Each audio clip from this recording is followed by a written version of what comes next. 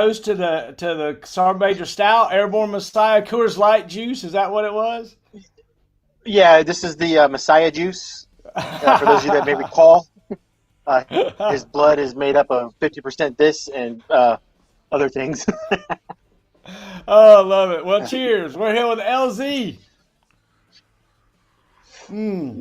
As How y'all doing? as I got as I got ready to do this, I picked out a song for us to listen to as we sat down and began. So this is New York All right. Girl. There you go.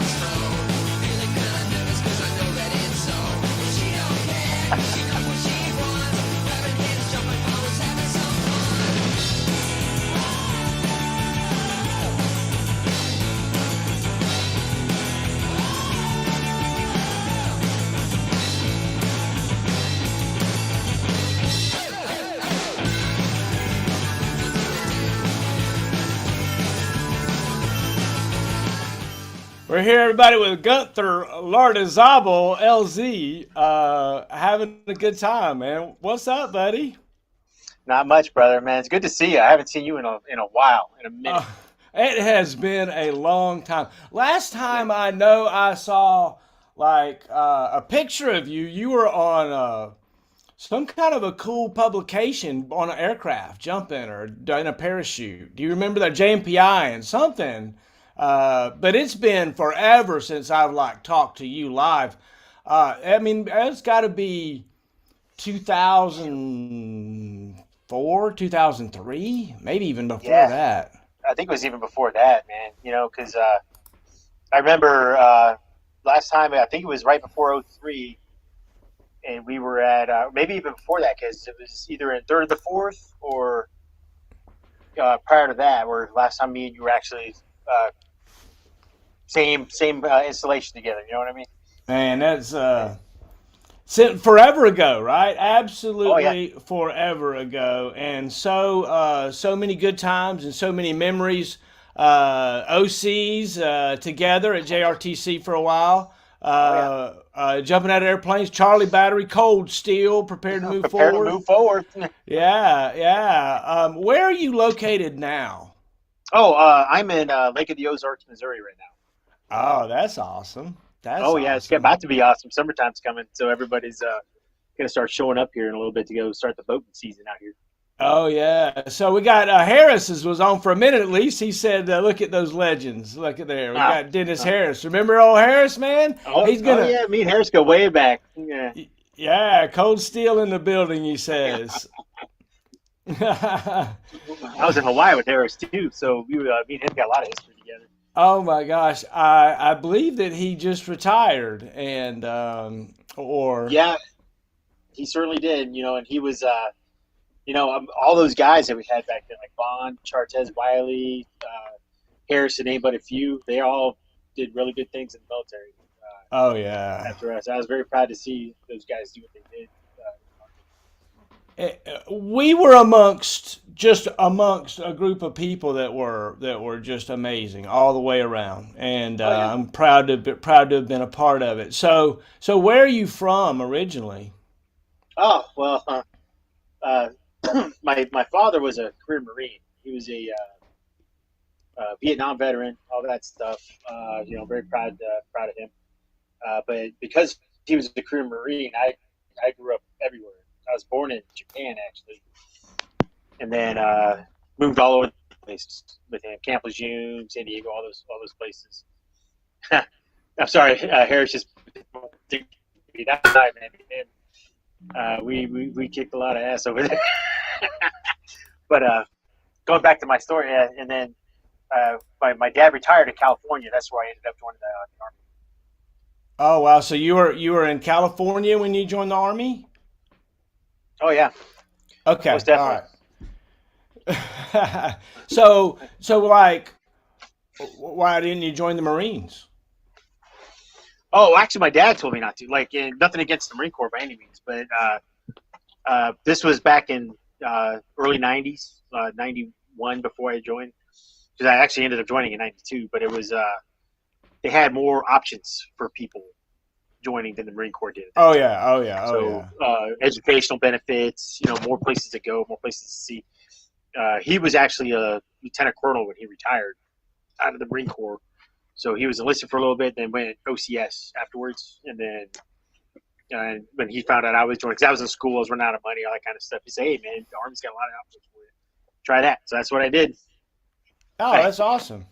Yeah, a little case in point though, he did tell me that if I didn't go airborne though, that he'd be very mad because he was like one of the few Marines that actually went to airborne school back in the day. So like he was a 5 jumper, but he was all right in my book.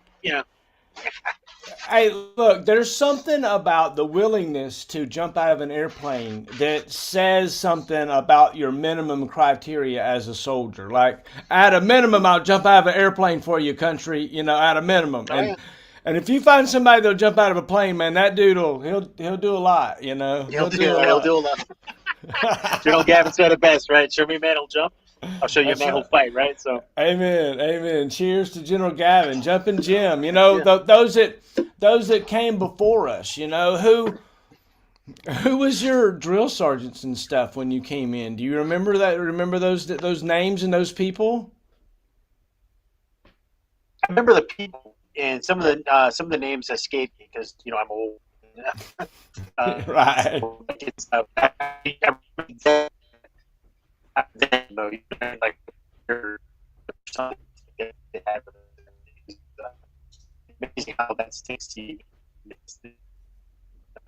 Most of the guys still, like most of us, were these guys were all stuff like that. They were crazy, and I remember you may not have been my first call in the Army.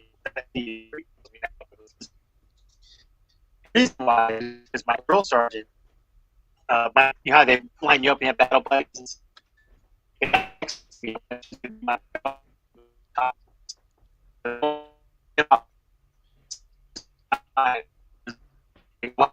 call you to be like, oh, shit, I see that guy. And we're gonna call you this. And I remember that. I remember Jordan, like rest, but so my duty station was 40, and so when I was IT, to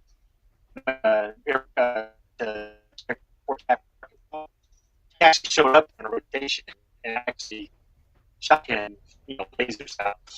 And testament to his KIA, he returned to prison for a while. He was looking at me trying to figure because he remembered me from being.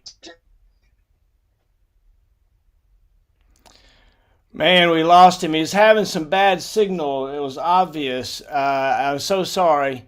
He was obviously right in the middle of a story and telling us about things, and man, we lost him. Man, I hope you can get back on soon. Want to take a minute since I've got you guys here and tell you about what's coming up. Let me share some things with you. Um, Tomorrow night, it's going to be me and Hunter, and we're going to be live and in person, and we're going to be doing it on the front porch. And you can't miss Hunter, man. He is the self-proclaimed mayor of White Oak Shores, and he and I are going to be sitting on the front porch, and we're going to be talking about the legend of Cooter Brown. So if you know about being drunker than Cooter Brown, if you ever wondered about who Cooter Brown was, we're going to be talking about that tomorrow night. And then on Thursday night, we're going to be talking with First Sergeant Cuffey. And I'm so excited about that. And I can't wait to talk to him. It'll be a great time. And I'm looking forward to it. I see LZ's back with us. And so we're going to get him squared away and get him up here on the screen so that we can do it. And then, on Thursday night, we'll be with First Sergeant Cuffey. And let's get back and see if we can't get to me and LZ. Where you at, buddy? What's going on? I don't have no camera. We got bad signal again, man. There we go. Come on. Oh, that come in. So he's in and out. We got problems. You know, he's out there on the lake running around. He's probably on his jet ski right now, and or either pulling a big old catfish out of the lake. I'd like to share with you also our donors. We really, really, really appreciate our donors. It means a lot to us. We've added a basic donor, McKnight. Thank you so much for your donation. We appreciate it. Our senior donors, Newton, Diaz, Rum, Fernandez, Kirkendall, Allen. Our master rated donors, Williams, Jackman, Calderon, Hackey, Evans, Cobos, Wino, Ridgeway. Hackey, get with me. Reach out. Appreciate it. Thanks to all of my donors. We really, really, really appreciate it, Joe and I. And you know, we're really trying to figure out what's valuable and how to spend our time together. And we've got LZ back, so we're going to get to him, and hopefully we can get things straight here. There we go. Our connection's looking better, man. All right. Sometimes it's our building. Ooh, how's that? Is that better? Yeah, yeah. Things are There you go. catching up. It looks like things are catching up. It looks like. All right. Sorry. So you were telling me about your times in basic and AIT and trying to remember some names, and some of it broke in and out. You were talking about a sergeant major, I believe, or a drill sergeant that became your teammate in some way.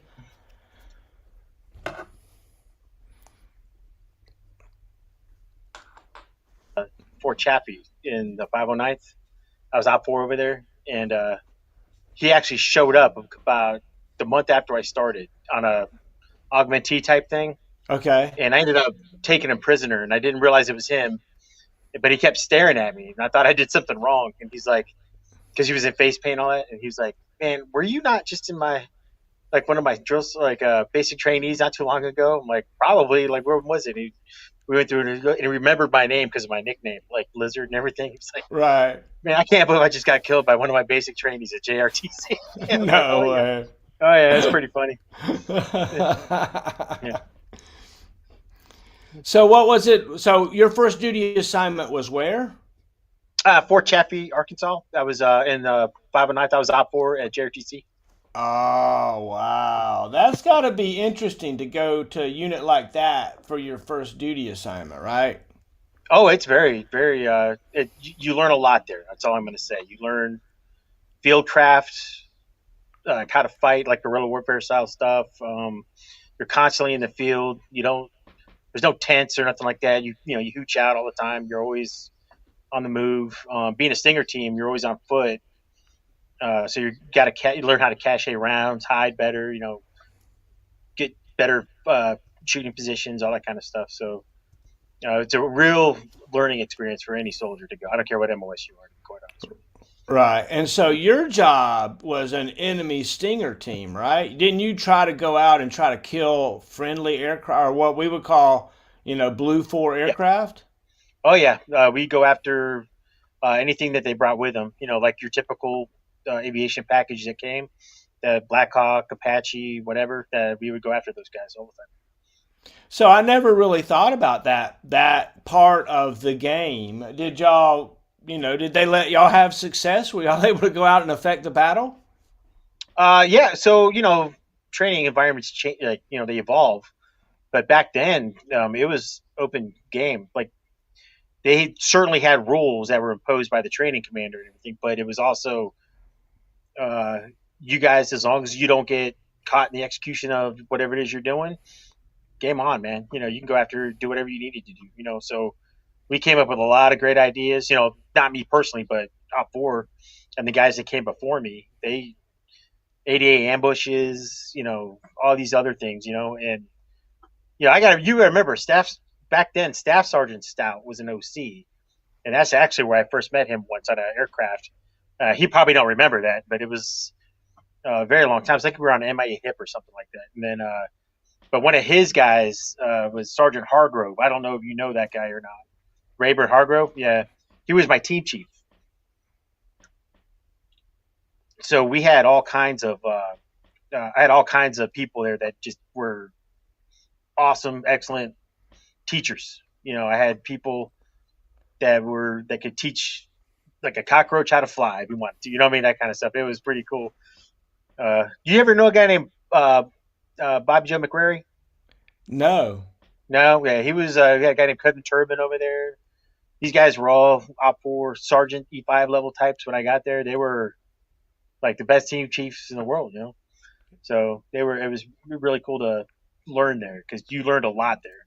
Yeah, so if you think about being all alone and unafraid in like Blue Fort territory, y'all were like really all alone and unafraid out in the Oh middle of yeah, no man's land, just trying to be little gorillas and given freedom yeah. to go wreck Blue Fort if you could do it.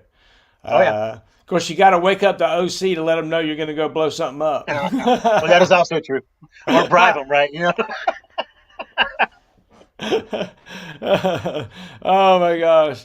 So being a private in the 509th Geronimo, an airborne infantry battalion whose job it is to test new things and do things in preparation to prepare our own units, for war. I mean, that's a cool, heavy, wild place to start out Yeah. and you already like outlined how cool the people that you were around you were. Oh yeah. So where did you go next? Where did you become a sergeant? Was it Oh, there? no, no. So, well, I want to throw one more thing out about that unit I was in too. My very first platoon sergeant in the active duty army was Gene Rowland, Sergeant Major Rowland now. But that was my first platoon sergeant. I'm going to tell you what a treat it was to be him as my first platoon sergeant in the army. So you got it. Okay, so here you are, brand new private, and you're in the 509th, and Roland's the platoon sergeant. Yes, he was our air defense platoon sergeant. Yeah. Oh wow. Okay, so tell everybody that's watching, tell them who Roland is. Tell them what, Oh, explain the handshake, the stature, the legend of the punch. There's a punch supposedly he supposedly like knocked the wind out of some guy in Korea or something. well, yeah. So it was like a test punch, right? That's what I called it. And he would throw the punch to the chest. And if you didn't fall down or you didn't do anything bad, you probably like he'd be like, "You're all right," and then he'd walk off, and then you have to do whatever he said, which is like everybody else ever did, right? But I used to look at it like when I first met him, like he was sitting behind his desk, and like he's a very imposing individual anyway. But I'm only a private in the army. I'm meeting my first platoon sergeant, all this kind of stuff, so I'm trying to be all scrack. And he stands up, and he's a very tall person, which you can't tell when he's sitting down all the time. And I'm not very tall. I'm a little midget guy, a little hobbit. And he's looking down on me. And remember, if people may remember, he had this little gold cap tooth or whatever, and he would suck on that thing with his Copenhagen in back when he did, and he just go like this and stare at you. And the longer he stared, the smaller you got, and it was crazy. I was like, oh god, like I'm in for it now. So, but it was great to have him as a platoon sergeant. I'm telling you, like all the crazy field stuff you learned, he would bring you back to reality, remind you that you were a soldier, that kind of stuff, and it was pretty awesome. So, That's the perfect mix right there, right? oh That's yeah, the perfect mix to have mm-hmm. him as your very first platoon sergeant Oh yeah. in that particular unit. So that is awesome. So tell me about becoming a sergeant. Where were you? Oh yeah. So after we left, actually JRTC moved to Fort Polk, Louisiana, Right. and I was with the unit then, and we did some stuff with Second ECR to like help them train up to be because they were getting rid of the 88 platoon. So I ended up going to 108th Air Defense Brigade, which was down the street, and it was I ended up being assigned to 243, which was a Patriot unit. Excuse me, and their MTO had assigned Stinger teams now, kind of like the force protection asset for them. So I ended up going there, spent about 2 years there, trying to figure out my way because I still had a lot of time left on my contract, and then I ended up deploying to Saudi Arabia a couple of times with them way back in the day. Do you know a guy named Philip Oldashi? I've heard the name. Yeah, well, he was my roommate in 243, and we deployed together to Saudi Arabia even way back then. So, doing the no-fly zone stuff, all that kind of stuff, and he was an actual Patriot guy. I was a Stinger guy, obviously. So I pulled all kinds of like roving patrol, guard duty, you name it, in force protection world. I did it. I drove people around, did all that stuff, and it was really cool. But then 243 moved from Fort Polk, or 108th Brigade moved from Fort Polk to Fort Bliss, and then they added a battalion, first to the second ADA, which was an Avenger battalion. So I got sent over there, and that's where I met a guy named Dustin Thorstad. Me and Dustin, we deployed to Saudi Arabia again. When we came back, they said, "Hey, we can divvy out orders, whatever." Me and him went to Fort Bragg. At that point, we made that decision to go to 82nd.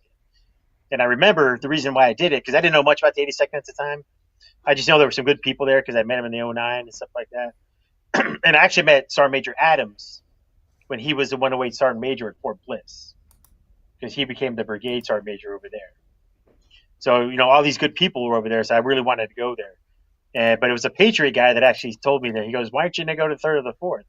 I'm like, "Well, what about them?" He goes, "That's the premier Stinger battalion in the Army.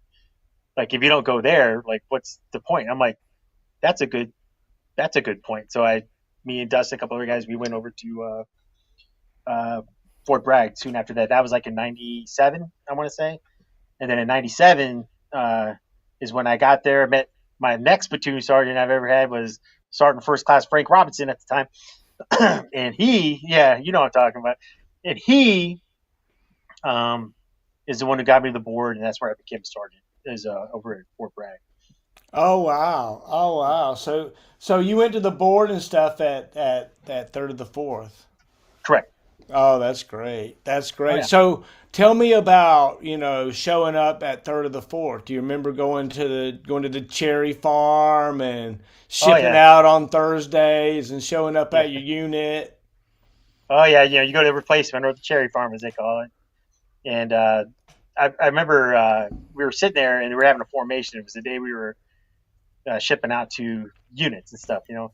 And I remember because people came by from 3rd to the 4th, and I don't remember exactly who, but you could tell it was them. The audacity everywhere and everything, and they're just like sniffing you, like, is this guy cool? Is this guy good?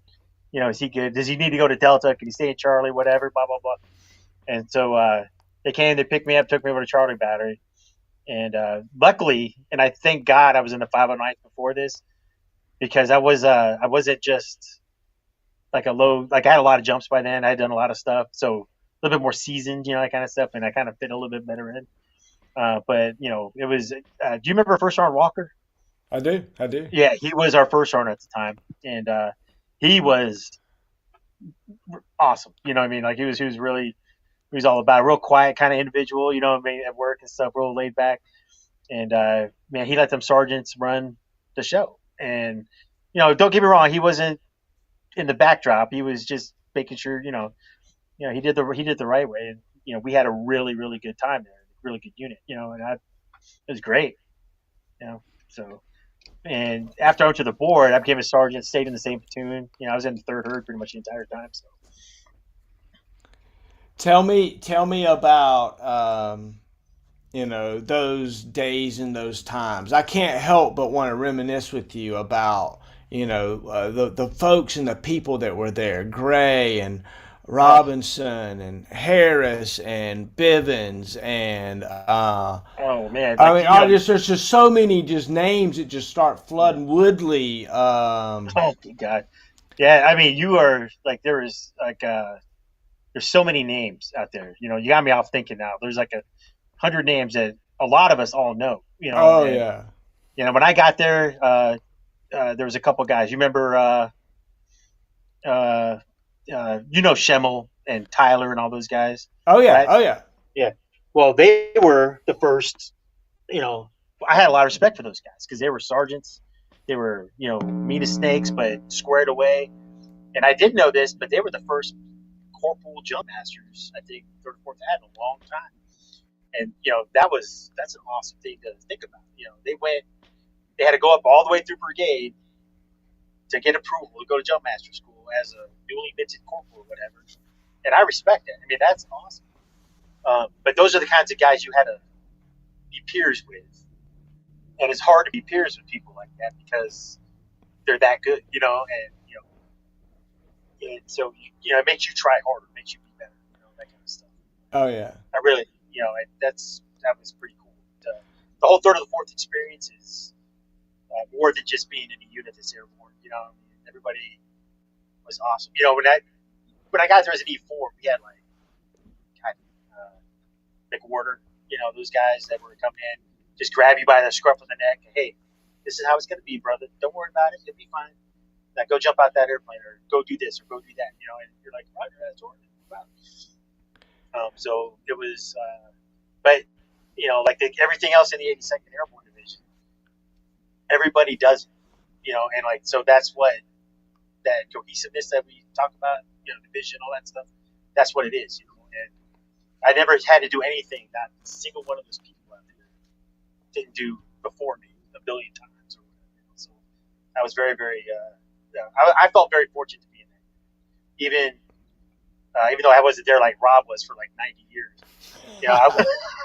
Rob was born in the unit. Yeah. I mean, they couldn't find Rob's retirement paperwork because it was in the Vulcan that used to be out front. You know what I mean?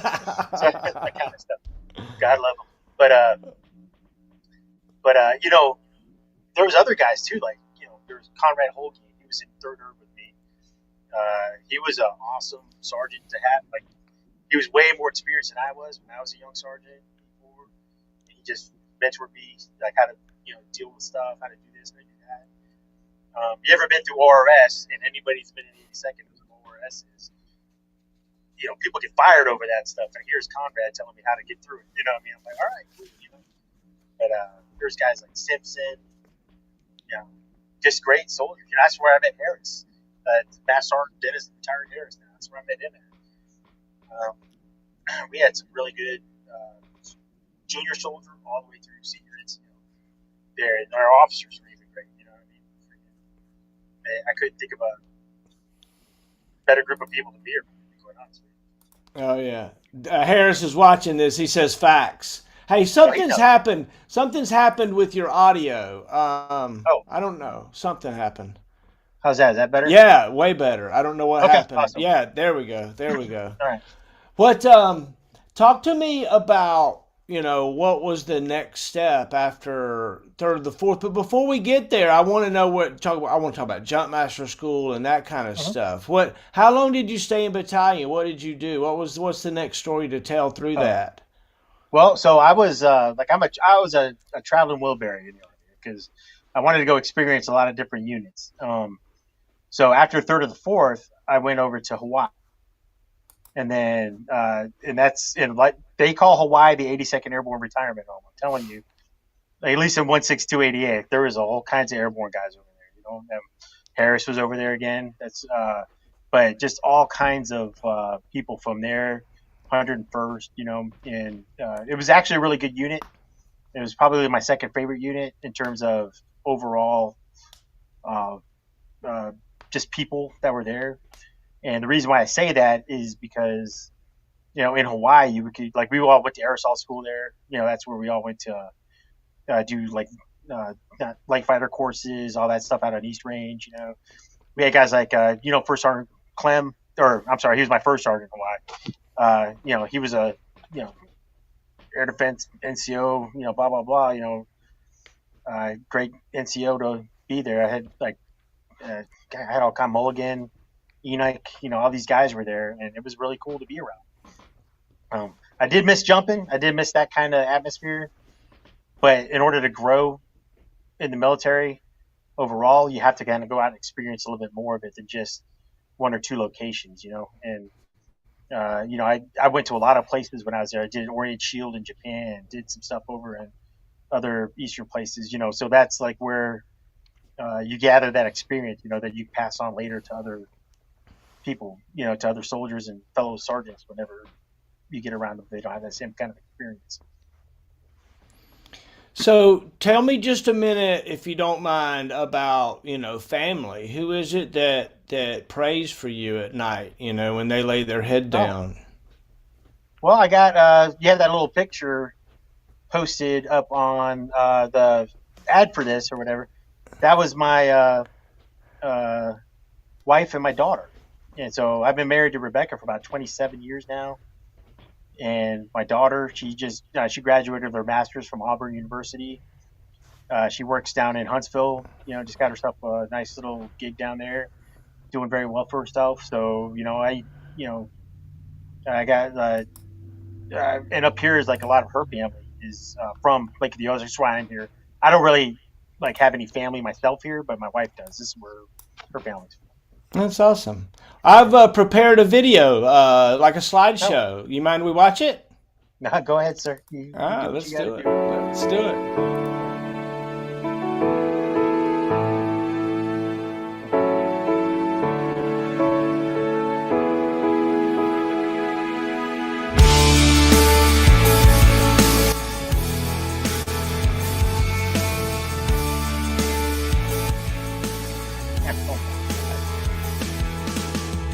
Violet as a color grid.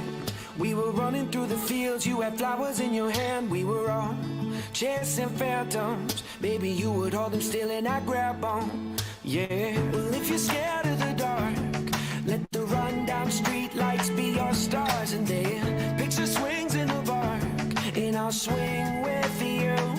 Sing it, sing it with me, sing it with me. And we'll go howling at the moon. It's no use living if you're already dead. It's not worth saying if it's already said. Even if it all goes over your head, believe it if you want to. So keep your eyes on the road and your head in the stars. Follow it down the rabbit hole just a little while longer. You can change anything if you want to. Sing it like ooh, if you want to. Sing it like ooh, if you want Pretty cool to. right there. The next time I turn around, you'll have grown into a woman in a single bound. I hope I never take you for granted. Spending time with you is all that I wanted. But I'll go back to when you were small, burning all our favorite records on the CD-ROM. We were splitting headphones in a hammock to a soundtrack we could get lost. Hey, I'm here with Gunther Lardizabal, first sergeant retired. Harris says lit. Harris says lit. Thanks for hanging out with us. It's me and LZ. We're chilling out, and Harris is with us, obviously. So thanks for hanging out. You guys were like won a big competition together as a team, right? Yeah, like me and Harris. I don't know if you guys know this or not. Harris has like always been like in phenomenal shape. Like at the worst physical condition he's ever had, he would smoke the crap out of me at any given day. You know what I mean? He was a beast. Right. So in Hawaii, we used to do a lot of different competitions over there, like live fire to shoot live fire missiles and stuff. So one time, I remember this because we had to do PT tests, all this other stuff, whatever. But we had to do a foot march. It was only like a 6 mile foot march, and it was for time. We had to finish as a team. I can't remember how fast we ran it, but Harris was like packing a saw, plus ruck, full kit, all that stuff. I mean, we did that sucker like an hour, and I don't know. It was real fast, and we were like way ahead of everybody else. And so we bring that up a lot whenever we talk, sometimes or whatever, or especially back then. And I don't even know this, but two guys out of the 82nd just kicked all your all's asses, that kind of stuff. And freaking, they would just blah blah. It was hilarious, but it was also it just shows you like what kind of guy Harris was, though, because I mean that was all the time. He was like that all the time. It was like me and him were a team. Like I was a team chief. I ranked him, but that rank means absolutely nothing, really. I mean, it's team is team, man. And like he was my gunner at that point, and he freaking he more than held up his end of that bargain. Let me tell you. So yeah, you know what I mean. So it was, but we dominated that place a little bit. There was other great guys out there. But uh, I'm some guy named Bill Gill. Yeah, I remember Bill. yeah. Yeah. Oh yeah. uh, Most definitely, I remember him. But we were, uh, you know, again, I talk about all these people, and it's the Army's very generational, and but it's like many generations. Like you got all these junior soldiers, and you got E5s and staff sergeants, and you got blah blah blah, and and then them when they're junior, then them when they're a little bit more in charge and have some seasoning and stuff, and it's cool to watch that evolving of maturity, leadership, all that stuff, and some of these guys like Harris, uh, uh, they they represent like leadership qualities we saw in them when they were young, if you will, and we knew they would be great when they got more mature in the army and stuff like that. So like I remember Tony Bond. I don't know if you know Tony Bond or not, but he was a PFC at Fort Bragg, and I remember we were like out there teaching him how to march and all that stuff. Well, that dude, uh, he came in and he went to JROTC, I think, in high school, and he was marching soldiers left and right. And I was like, man, he's better than me, that kind of stuff. We knew he would be great, that kind of stuff. And Harris just posted something about Juan Ferreira. Yeah, yeah. Yeah, he was our one of our platoon sergeants in Hawaii. Oh, well, I love that guy. He was awesome. Oh yeah, Yeah, yeah, right. yeah, We yeah, oh, just yeah. had so many, just so many names and faces and remembrances and Hmm? times of road marches and jumping out of airplanes and just shared sweat that we all did Oh yeah. together. Right? It was just amazing. Tell me about a little bit more about your childhood. Oh, Take me back to when you were a kid. Were you good in school? Did you concentrate on recess? What? No, that's funny. That's a good way of calling somebody stupid. that was me. I concentrated on recess. I was worried about recess activities. I can't Me even and my spell buddies. recess, brother. But no, no, I was pretty smart, I guess. I mean, I think like most people that join the military, I was kind of unfocused, and I moved around a lot, didn't have a whole lot of like long, steady friendships, because everybody was, whatever, in the past, whatnot. And so I joined the army, and it kind of kind of gelled everything together for me personally. Like this was a structured but tough and Spartan like lifestyle where you get what you earn, and people will either respect you or not depending on your actions on every day, and that's a very easy and also a very hard environment to live in.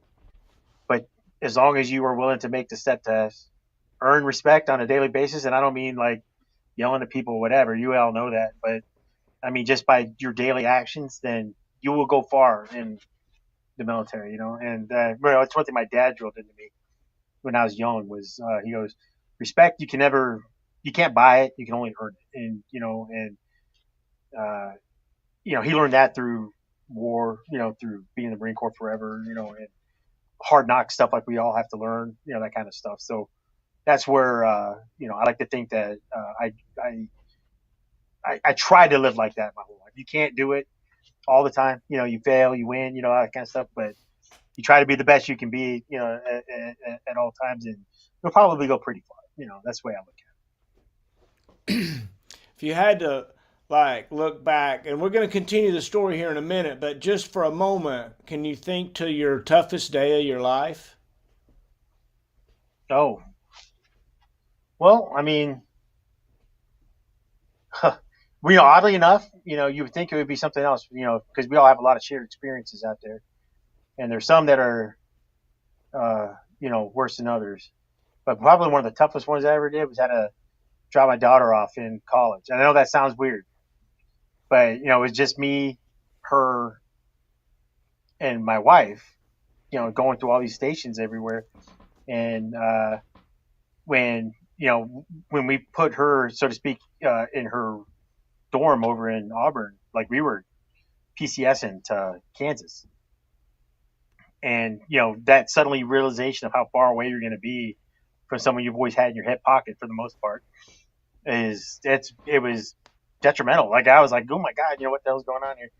Tears everywhere, all that kind of stuff. And but that's a moment that had a lot of blessings at the end of it. You know what I mean? So I appreciate it for what it is, but at the same time, at that very moment, that was pretty hard. And I never thought it would be that hard, but there it is, brother. You know what I mean? It was. Hey, I love Yeah, it. Thanks for sharing. Yeah, yeah, thanks for sharing. And War Eagle. I mean War oh, Eagle, yeah, by the way. yeah, Golly, yeah. yeah. So what's your teams? What are your teams? What do you mean by that, sir? Like do you have a college football team you follow, or do you follow Oh, sports? Are you pro, or do you have a team? um, I don't really like follow college sports all that much. I mean, they're fun to watch. I watched the tournament, the basketball tournament, because I think it's the last like actual tournament of NCAA sports that exists. In terms of it's you either win or you don't, which I appreciate that kind of thing. But no one gets to vote on what bowl you're in, whatever. But football's cool. But right now, it's like I more watch like uh, fighting competitions, like more combat sport type stuff.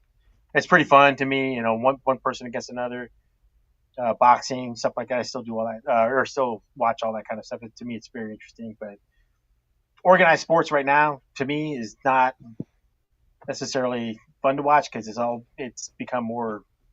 I don't know, pretty convoluted. It's not a sport as much as it is a business anymore. I hear you. I hear Yeah, you. yeah. Totally, totally. What is it about seeing your daughter flourish what about that has helped you feel good? Oh well, it's just it's like watching like anybody you've ever cared for, by especially like your children or whatever. You just want to see them be successful. Like it almost feels like you can't do anything for yourself until you know that they're good to go. You know what I mean? And like that's a pretty selfish attitude to take. I get that, but that's just how I looked at it. Like I want to make sure she's good first, and then I can go about taking care of myself or whatever.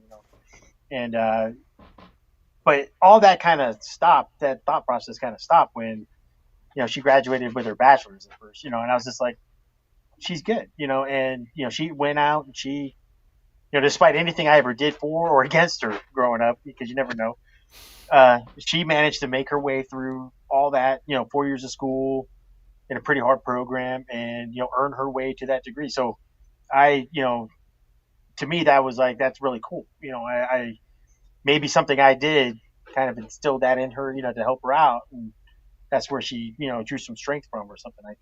Hopefully, if not, she still got it and I'm so happy for her. So, Yeah. but, yeah, you know what I mean? But it just makes you feel like you've, contributed to something that was like successful, and might do some good in this world, that kind of thing. So, Amen. Amen. Amen. So tell me about the next step in the army. What happened after Hawaii? Where tell me about becoming a staff sergeant and a sergeant first class and becoming a platoon sergeant, that kind of thing. well, so from Hawaii, went to JRTC, back to JRTC, I should say, to be an OC. Uh, then did that. That was a great job. You learn a hell of a lot of stuff there. Let me tell you. Uh, you know, and met a lot of great people there, like Flannery, freaking McGee. Again, the names go on and on and What on. I was your mean, call sign? Were you 3-5? I was 2-5. I was Bravo 2-5. 2-5. Bravo Yeah. 2-5. Yeah. I was the Spartan because I was the only one that didn't have a movie projector and like 8 ways to heat an MRE in the back of my truck. so, like, so I was like, whatever, man. Yeah, I'm just living here. So, Oh, look, we had some setups, didn't we? oh, good God, man.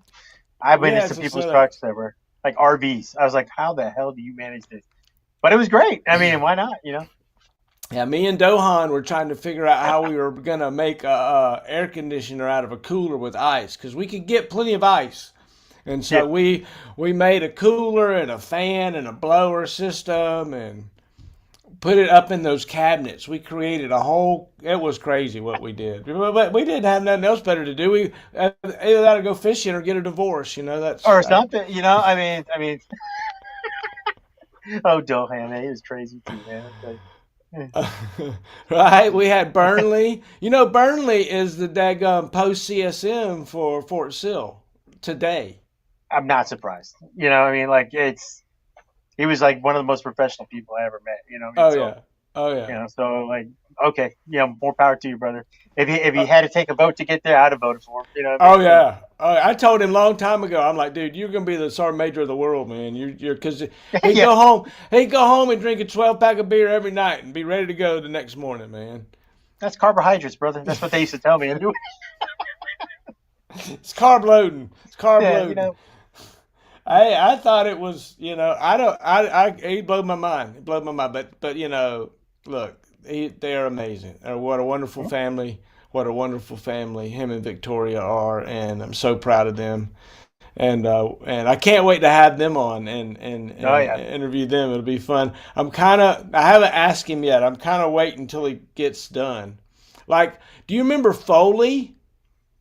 You remember Sergeant Uh, Major Foley? I He do, was but I never really had much interaction with that individual. Yeah. He's the like the recruiting command CSM now. He's an air defense guy, Wow, and that's the most yeah. powerful branch in the military, right there, brother. Oh yeah, right. Talk about some money. He's got yeah. access to throw some money around, man. If he wants Oh to yeah. recruit some people. So what was it like for you becoming a platoon sergeant and such?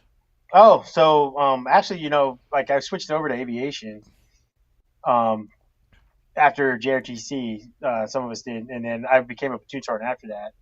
And I actually came back to Fort Bragg. I was in First Brigade, and I was a first sergeant there, or excuse me, a platoon sergeant there. And it was cool. I mean, it was well, I was a squad leader.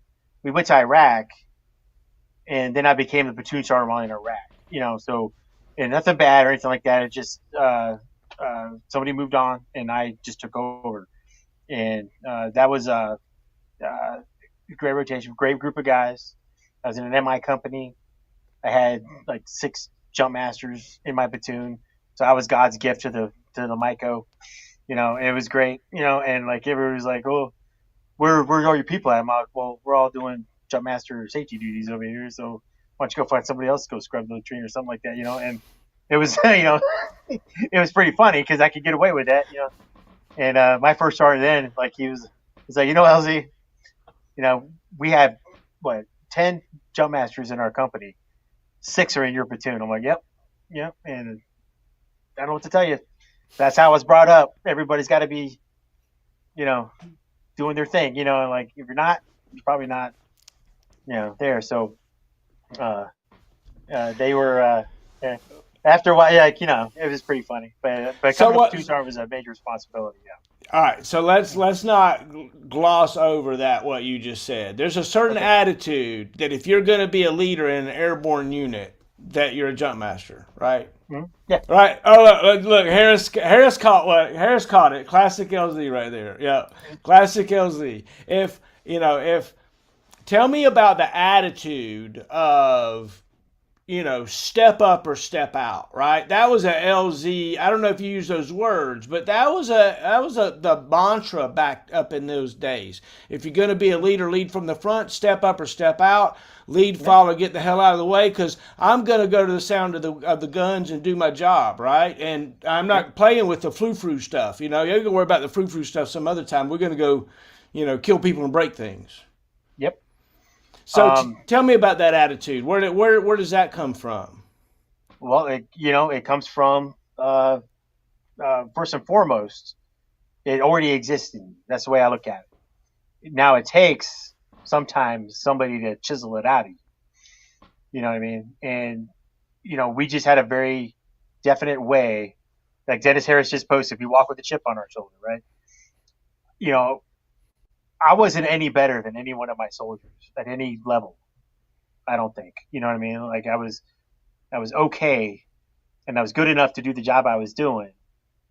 But what made me better was having those soldiers, right?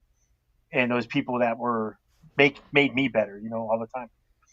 At any level I was ever, that was the way it was.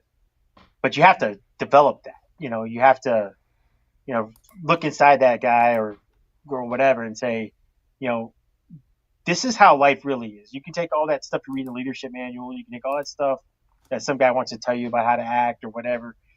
But if you really truly want to succeed and be a force, like a reckoning, like something, then you have to step up. And no one should have to tell you to step up. You just got to do it. And then you should expect no recognition for that either. Like, you just do it.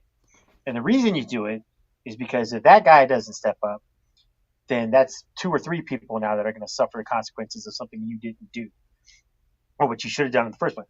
So you just kind of build it up. You kind of build up. So I always used to do it through like PT, hardship stuff. We turned VACR into a physical competition. You know what I mean? Like whatever it took to get guys to start thinking about that.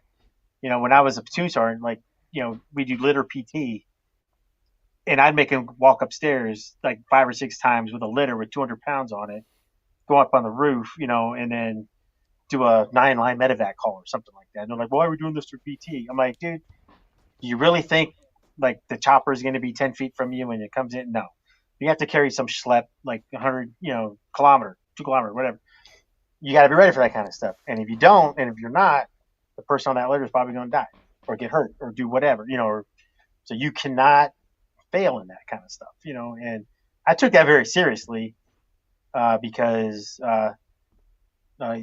you just have to, but I try to nip it at the bud. So when soldiers would come to me, the very first thing we would do, we're going out to Area J, brother, and we're going to go run. I'm going to see what you got in you, and then if you're good, you're good. But then we're going to come back and we're going to do like a couple thousand pull-ups. Or like Stout would say, the twister or whatever, and it didn't matter. All that mattered was this guy or was this person going to stick it out or not, and you can kind of get a gist of somebody in a couple of weeks, and after that, if they were good, friends for life, brother. That's how it goes.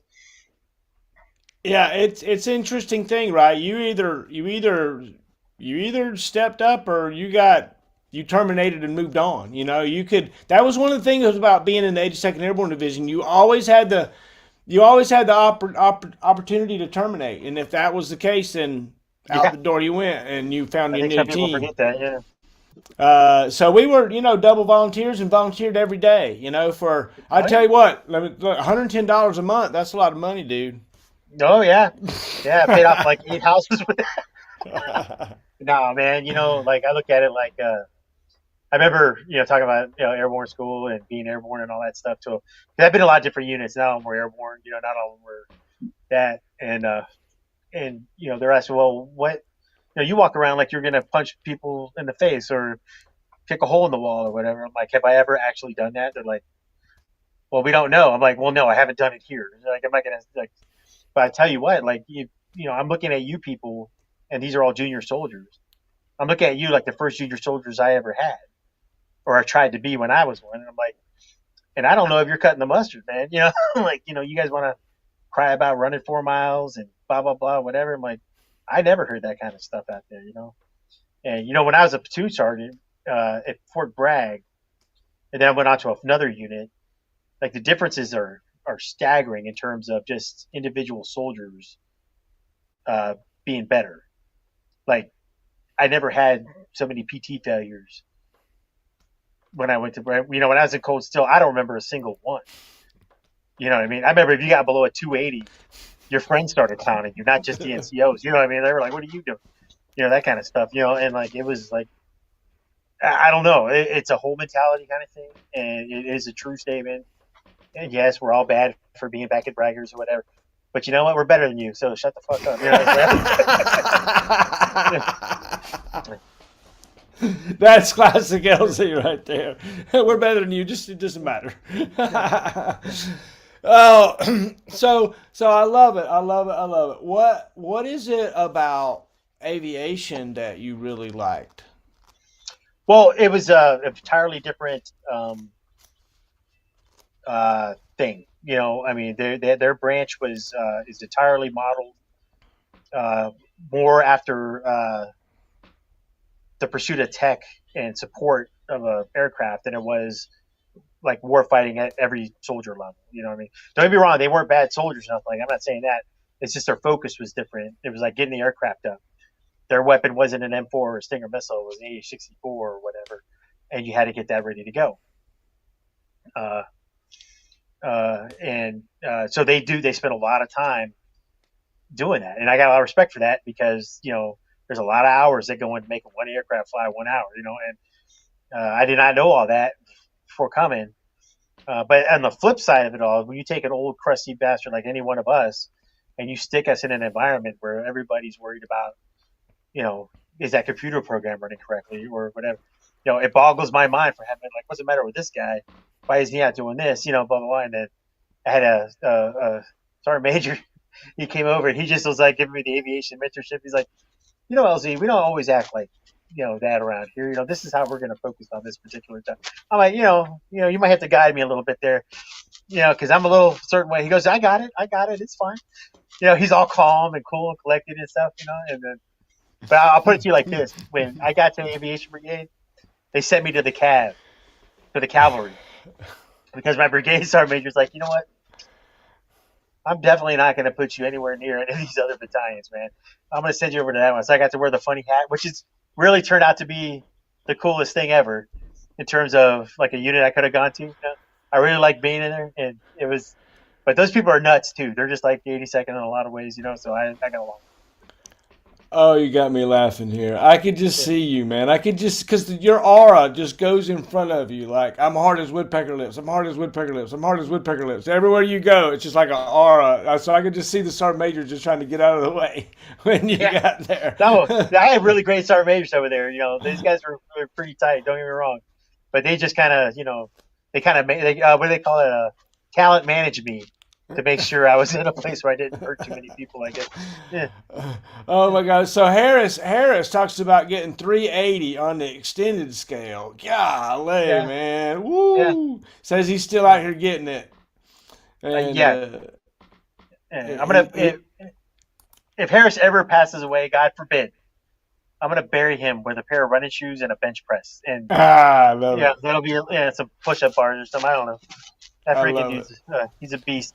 I love it. I love it. I love it. Shared those tough times, those road march miles together, the time where you carried the Stinger, the time where y'all packed the load, the time where you exited the aircraft, those shared difficult experiences, bring us together, right? Well, yeah, man. I mean, man, nothing builds friendships better than contention, right? Like shared strife is always a thing, and I admit it's probably a little sadistic, a little bit, maybe, I don't know, but I admit looking forward to that kind of stuff.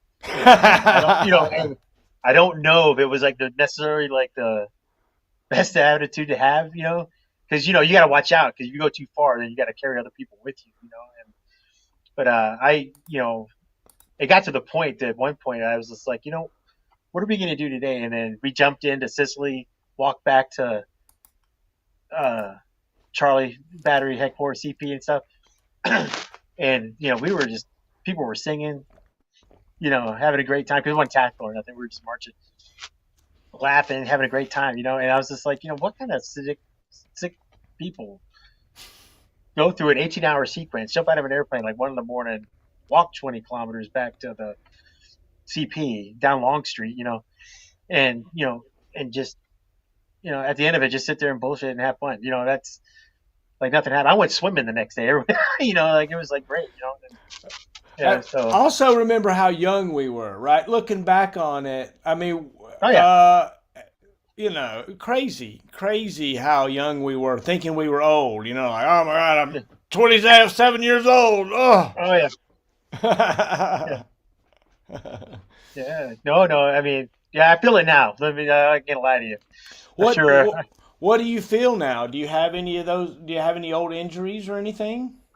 Just like your typical stuff. Like luckily I got out of without breaking too much stuff. You know what I mean?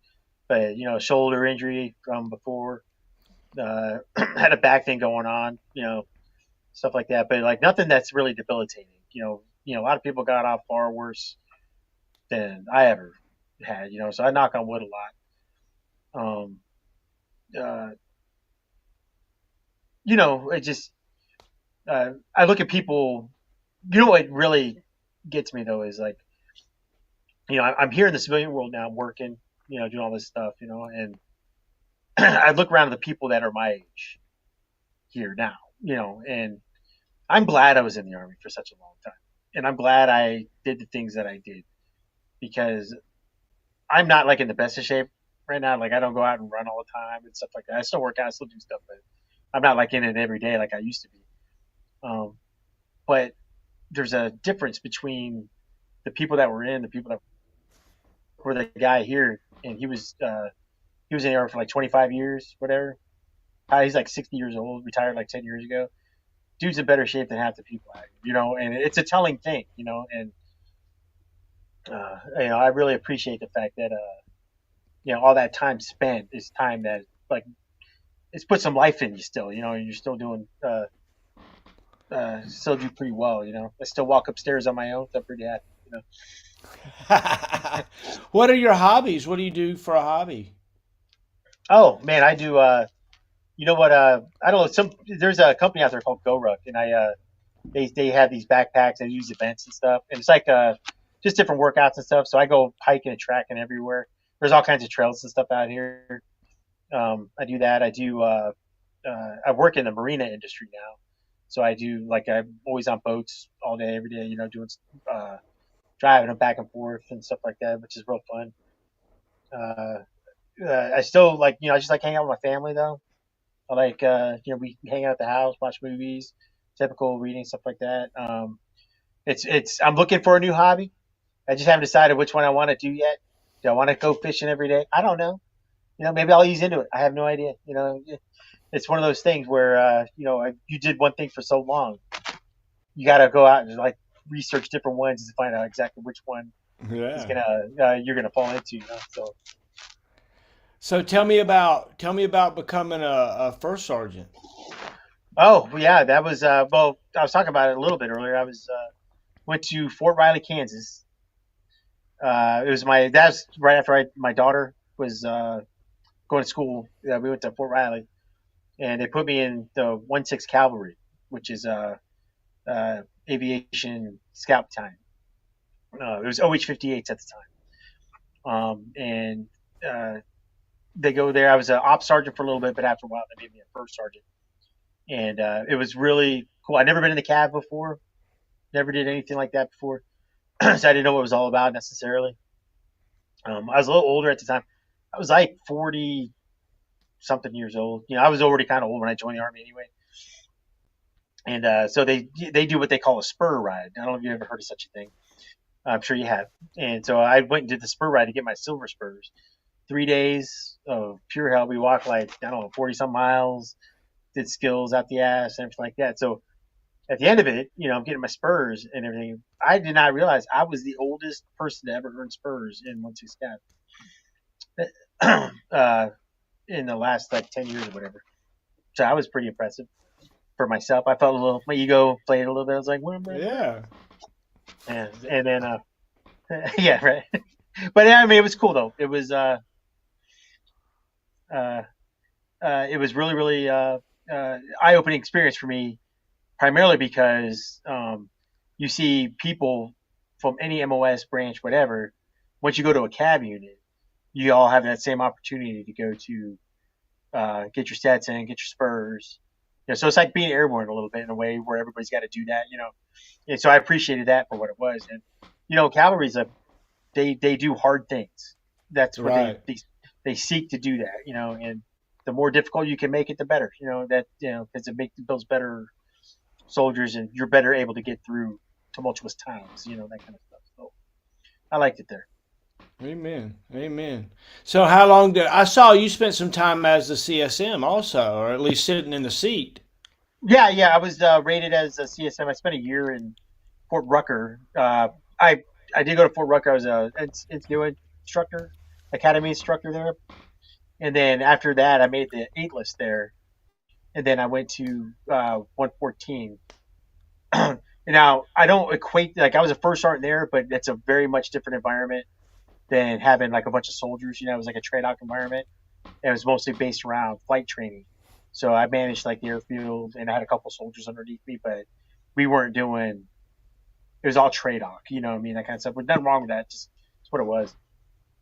My sergeant major retired, and I was still frocked the first sergeant at the time, and they made me the sergeant major out there for about a year, give or take. And then, learned a lot there doing that.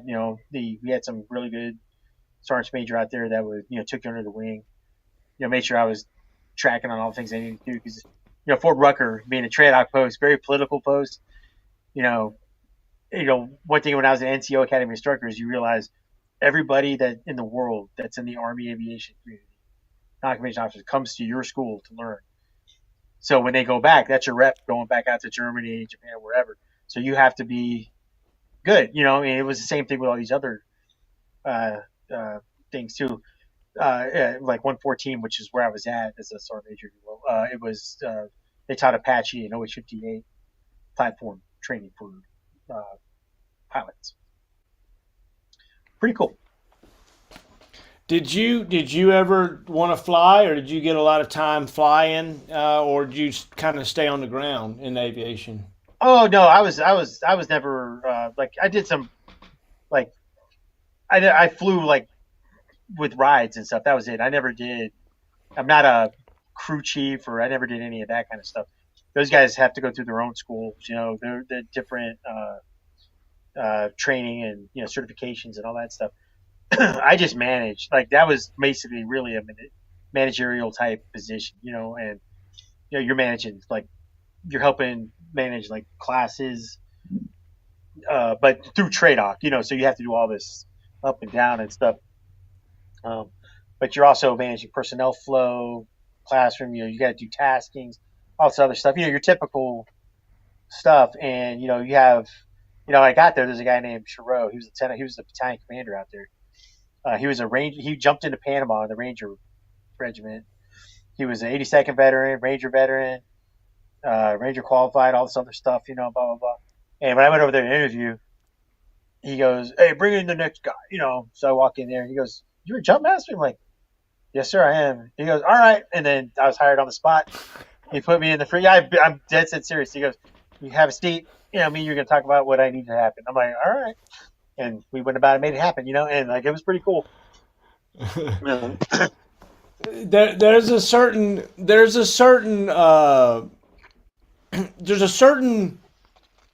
credibility that comes with jump master wings that don't go the same way with about anything else. Jump master is a unique badge and a unique qualification. Ranger is similar. But jump master even more so because of the technical requirements. It requires you to also be smart, Yes, and some people can't to explain it, but because I equate it to it's a tough school, yeah, but you can be as tough as nails, go through JMPI and still fail, and this is the one school I've ever been to, I've ever seen. Or no one really looks down on you for failing, right? And, and that is a hard school, man. I'm a 3-time guy myself, that kind of stuff, and like, it's a difficult school, man, but with good reason because you're about to throw somebody out of an airplane. Right. You want to make sure their equipment's working, or whatever, the aircraft's working. But it's just, and people go there and they think it's going to be easy or something. And then you spend that first hour in the circle, and you're looking, and even if you're the Hollywood guy, you're just looking over at the other guy struggling. You're like, oh, Jesus. And then, because you're next, Oh, yeah. And, but that's how, it's rote, right? I'm sure that's what I liked about it, and, the one thing about being a jump master wasn't always, everyone was always like, well, soldiers and non-airborne units always ask me that. First, I think I jumped into combat. I'm like, no. That is a gold star. Mustard stain inside of your wing. This one's on top, and blah blah blah. And they're like, well, what does that mean? I'm like, no, these are jump master Marines, and this is what I did. I show them a video. I'm trying to get these guys to go to airborne school. Yeah, go re-enlist for the 82nd. That's what they do. And they're like, oh yeah. But you know, they there's all these grand ideas. What it is, it's taking soldiers from one place to another, safely, and making sure they can fight on the ground, and making sure that they're good to go. And that's it. But you just have to have treatment to do that. And like so, it's worth it. Something. Tell me about how your career ended. What happened that you decided to retire or get out?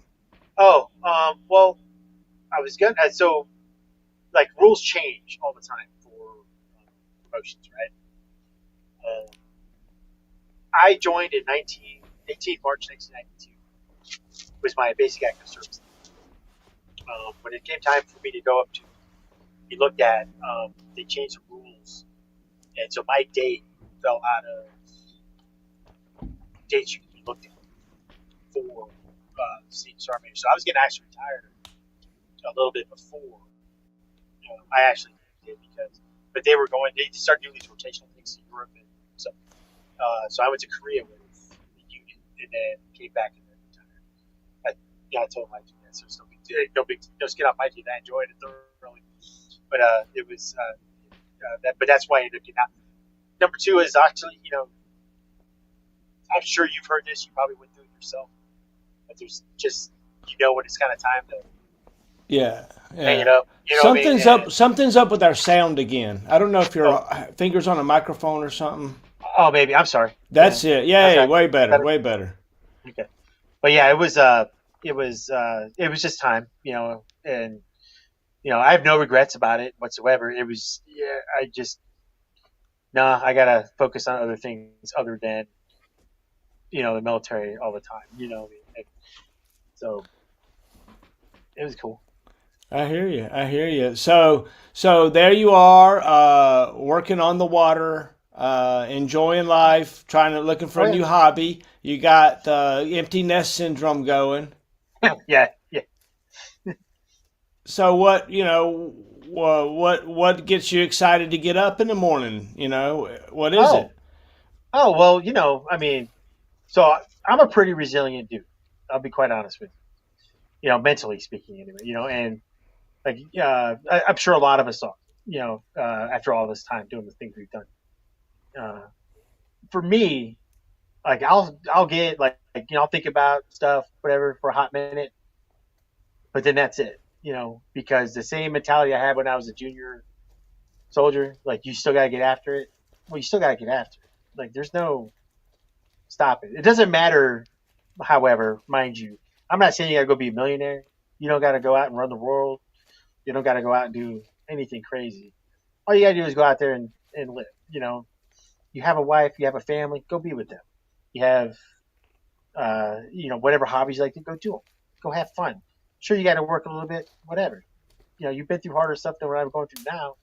This is not the hardest day of my life, so everything will come to you as it comes, and what gets me up in the morning is the fact that I have a beautiful wife and I have a beautiful child. I have friends. I have people like you that do stuff like this, and make us all remember things that we probably forgot without talking about it, and that's what it's all about. Oddly enough, I think that a lot of us live for days like this where we can all sit around and talk about the stuff we did, but without even knowing it while we were doing it, and that's how I look at it, so I remember when I first saw you doing this, I was like, that's pretty cool, man. That's good stuff right there, brother. That's high speed right there.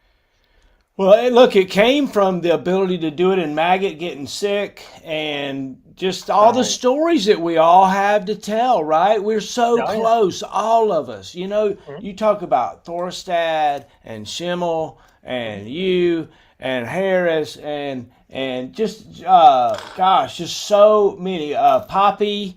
No holes? Yeah. Right, yeah. Oh, gosh. just so many crazy guys that we had back then, and such wonderful teams. Oh yeah. General Holler is the commander in Hawaii right now. He was our Oh battery yeah. commander. Yep. We were surrounded by legends. Walker was replaced by First Sergeant Stout. You Yep. know, we didn't even talk about Gray. Uh, you Gray know, was just, a yeah, such great times. Just a oh yeah. wonderful unit, wonderful times.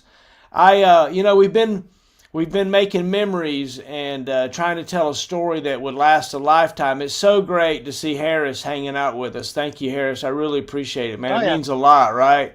And uh,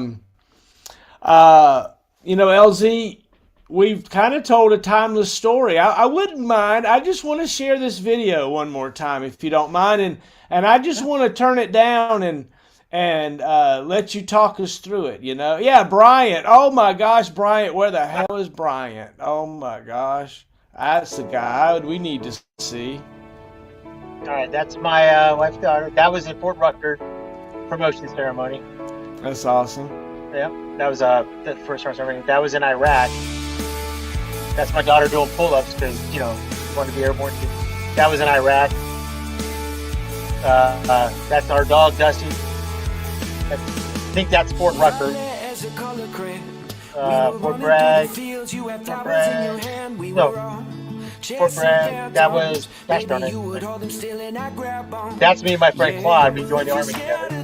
That's Iraq. Another Iraq. That was Al-Assad, Iraq. Fort Rucker, Iraq. That was Iraq. Al-Assad. That was the one from before. That was also in Iraq on Halloween. That was at Fort Rucker. Yeah. That was one of our graduation ceremonies. That's a buddy of mine from Rutgers, Warrior Dash. That was also in Alabama. Some of the people in that picture were fellow instructors. That was us collecting stuff for the DAB.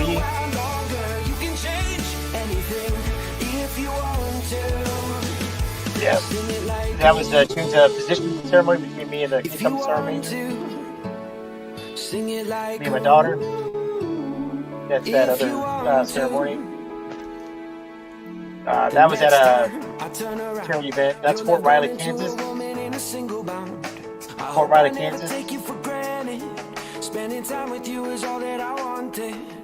But I'll go back to when you were small, burning all our favorite records. God, I am one ugly bastard.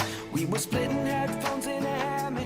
You're a good-looking guy, man. You're a good-looking guy. Airborne. I'm here with LZ. Harris says he's talked to Bryant the other day, and he lives in Rocky Mount. Yeah, tell Bryant we love him. We need to get Bryant on here. Harris, you got to get on here. We got to catch up. I tried to do some like Zoom room hangouts where we would come and hang out. It was kind of difficult to get the word out. It's like people didn't know. We might try that again. I don't really know. But the idea of this, all of it, LZ, is to try to get our stories told, before we get sick, before what happens to Maggot, happens. Yeah. And so Joe Benson and I created a website, formerforce.com. We started doing these videos, and we made a coin and